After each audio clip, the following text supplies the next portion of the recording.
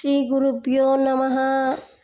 ನಮಸ್ಕಾರ ಸ್ನೇಹಿತರೆ, ನಮ್ಮ ಸುಧ್ಯಾನ ವಾಹಿನಿಗೆ ಆತ್ಮೀಯ ಸ್ವಾಗತ.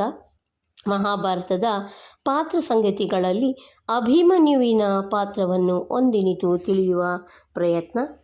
ಅಭಿಮನ್ಯು ಬೇರಾವುದೇ ಕಾವ್ಯಗಳಲ್ಲಿ ಅಭಿಮನ್ಯುವಿನಂಥ ತೇಜಸ್ವಿ ಬಾಲಕನ ಅದ್ಭುತ ಸಾಹಸದ ವರ್ಣನೆ ಸಿಗುವುದಿಲ್ಲ. ತಂದೆ, ಚಿಕ್ಕಪ್ಪ, ದೊಡ್ಡಪ್ಪಂದರಲ್ಲದೆ ಶತ್ರುಪಕ್ಷದ ನಾಯಕರೂ ಕೂಡ ಮುಕ್ತಕಂಠದಿಂದ ಪ್ರಶಂಸಿಸಿ ಕಣ್ಣೀರು ಕರೆಯುವಂತೆ ಮಾಡುವ ಸಾಹಸ ಕಾರ್ಯ ಆತನದು. ಯುದ್ಧರಂಗದಲ್ಲಿ ಅವನ ನಿರ್ಭಯದ ವ್ಯಕ್ತಿತ್ವವನ್ನು, ಸಾವಿನ ಸುದ್ದಿಯನ್ನು ಕೇಳಿ ತಾಯಿ ಸುಭದ್ರೆ ಇರಲಿ ದ್ರೌಪದಿ ಕೂಡ ಬಿದ್ದು ಬಿದ್ದು ಹೊರಳಾಡಿ ಅತ್ತಿದ್ದಾರೆ. ಸುಭದ್ರೆ ಅರ್ಜುನರ ಮಗನಾದ ಅಭಿಮನ್ಯು ತನ್ನ ಬದುಕಿನ ಬಹುಭಾಗವನ್ನು ಕಳೆದಿದ್ದು ದ್ವಾರಕೆಯಲ್ಲಿ ಅಮ್ಮ ಮಾವಂದಿರುಗಳೊಂದಿಗೆ ಕಳೆದವನು.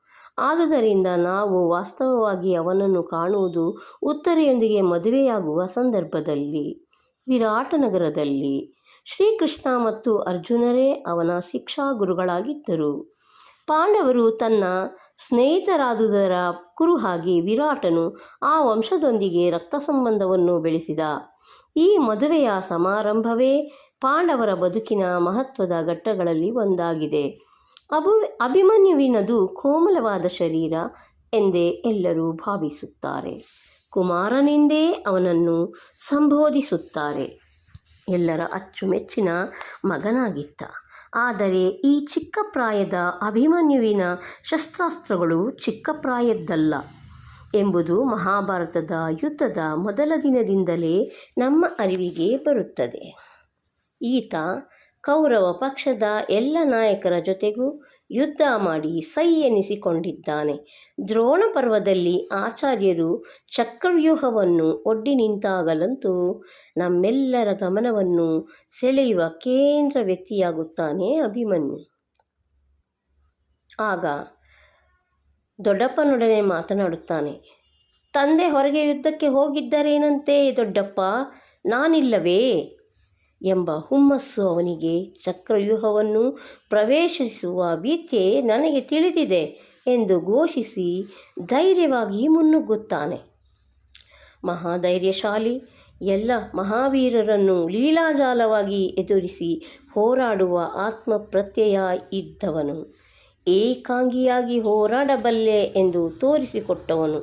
ಎಳೆಯ ವಯಸ್ಸಿನವನು.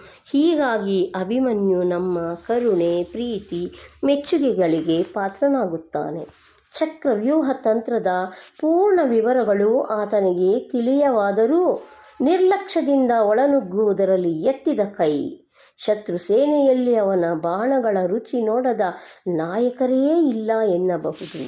ಒಬ್ಬೊಬ್ಬರಾಗಿ ಇವನನ್ನು ಎದುರಿಸಿ ಸೋತ ಎಲ್ಲ ಕೌರವ ಪಕ್ಷದ ವೀರರೂ ಕೊನೆಗೆ ದ್ರೋಣನ ಆಜ್ಞೆಯಂತೆ ಒಟ್ಟಾಗಿ ಸೇರಿ ಒಮ್ಮೆಲೆ ಅಭಿಮನ್ಯುವಿನ ಮೇಲೆ ಸಮೂಹ ಯುದ್ಧ ಮಾಡುವ ಮಟ್ಟಕ್ಕೆ ಇಳಿಯಬೇಕಾಯಿತು.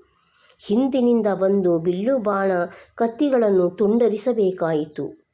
ಪಳಗಿದ ಮಹಾರಥಿಗಳು, ಯುದ್ಧ ನೀತಿ ವಿಶಾರದರು, ಎಲ್ಲ ಕೌರವ ಪಕ್ಷದವರು ಸೇರಿ ಇವನಿಗಾಗಿ ತಮ್ಮ ನೈತಿಕ ನಿಲುವುಗಳನ್ನು ತಾತ್ಕಾಲಿಕವಾಗಿಯಾದರೂ ಮಾರ್ಪಡಿಸಿಕೊಳ್ಳಬೇಕಾಯಿತು.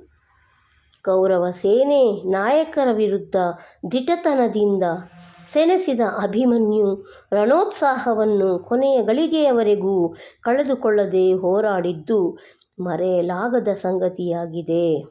ಈಗಲೂ ಅವನ ಯುದ್ಧ ಸಂದರ್ಭವನ್ನು ಓದಿದಾಗ ಅಥವಾ ಅಭಿಮನ್ಯು ಕಾಳಗದಂಥ ಯಕ್ಷಗಾನ ನಾಟಕ ಕೃತಿಗಳನ್ನು ರಂಗದ ಮೇಲೆ ಕಂಡಾಗ ಜನ ಕಣ್ಣೀರು ಸುರಿಸುತ್ತಾರೆ.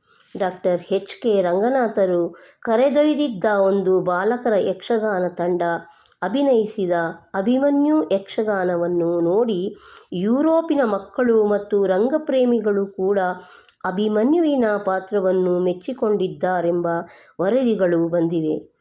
ಮಹಾಭಾರತವು ಬಾಲ ಪ್ರತಿಭೆಗಳನ್ನು ಗುರುತಿಸುವ ಕಾರ್ಯದಲ್ಲಿ ಸಫಲವಾಗಿದೆ.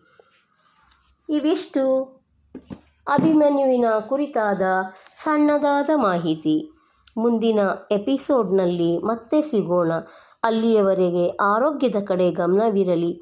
ನಮ್ಮ ಸುಧ್ಯಾನಕ್ಕೆ ನಿಮ್ಮ ಬೆಂಬಲವಿರಲಿ. ಧನ್ಯವಾದ.